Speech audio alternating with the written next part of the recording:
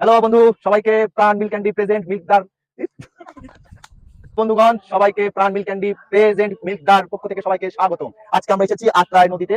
আপনাদেরকে সবাইকে আমরা আত্রাই নদী ঘুরে ঘুরে দেখাবো এবং আমরা এখানে আড্ডা দেবো। তুমি করো আজকে, আমি ভিডিও করি। সেদিন বললে আজকে কি হলো? আচ্ছা, হবে হবে, লাও লাও।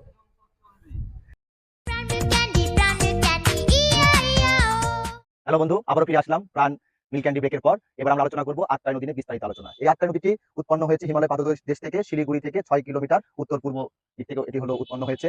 তারপরে এটি হলো দিনাজপুরের বালুরঘাট দিয়ে বাংলাদেশে প্রবেশ করেছে। এই নদীতে প্রায় সময় পানি থাকে না, যেমন কিছুদিন আগে এটিতে একবারে শুকিয়ে গেছিল, ছেলেপেলেরা ক্রিকেট খেলছিল, এমনিতেই হাঁটু জল ছিল না, সবাই এমনিতেই পারাপার হয়ে যাচ্ছিল।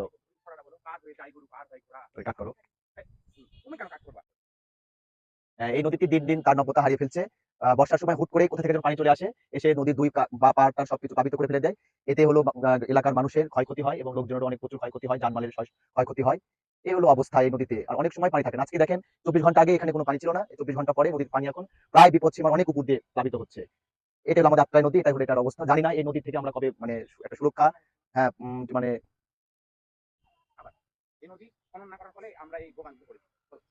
এই নদী খালি বলো, এই নদী খনন না করার ফলে আমরা না বল, হ্যাঁ এই নদীটি খনন না করার ফলে আজকে আমাদের এই অবস্থা। আমরা এরকম প্রাকৃতিক দুর্যোগের সম্মুখীন হচ্ছি। আমরা চাই যে নদীটি অবশ্যই খুব তড়িৎ ভাবে নদীটা খনন করা হোক এবং পানি নিষ্কাশন ব্যবস্থাটা ভালো করা হোক। সবাইকে ধন্যবাদ। আর বন্ধুরা, আজকে এখানেই শেষ করছি। আবারও দেখা হবে কোনো মাঠে এবং ময়দানে। এবং সবাই আমাকে ফলো করো, সাপোর্ট করো এবং আমাদের যে পেজ কাকাটি সেটাকে বেশি বেশি লাইক এবং কমেন্ট এবং শেয়ার করো। ধন্যবাদ সবাইকে। Bye bye, tata.